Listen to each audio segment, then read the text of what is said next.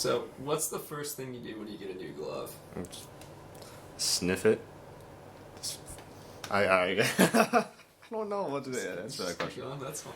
I don't know. What did we do with ours?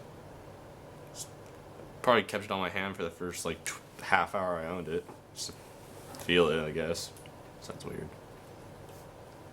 How do you start to go about breaking it in after you You feel just it? literally just have to work with it for ever. If it's a brand new glove, especially if it's depending on what brand it is, because some gloves the leather's a lot softer than others, so you just have to, especially with the thumb and then the back two fingers, you just constantly have to be folding them in and out.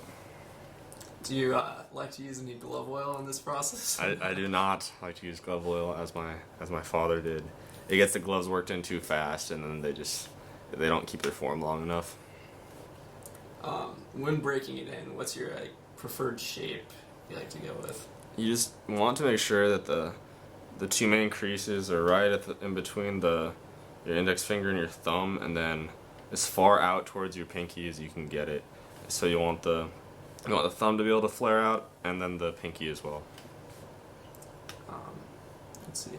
How do you? So you kind of already said this, but are there like steps to get that shape? I guess just You have to work with it every day. Well, every day, but as long as whenever you do work with it, you work with it correctly. Go play catch with it. As you're playing catch, keep working in the thumb and the fingers, and make sure that you don't get any creases in bad places. Or make sure and then the pocket, make sure that doesn't get too loose, I guess.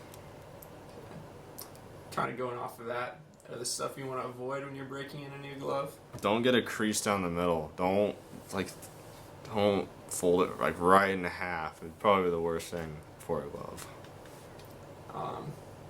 What about storing your glove? How do you often store that? And the storing is where you can get a crease like that. Make sure you don't just like put it on its side or someplace they can fall on it. Make sure it's just flat on its back or like on top on the thumb and the pinky.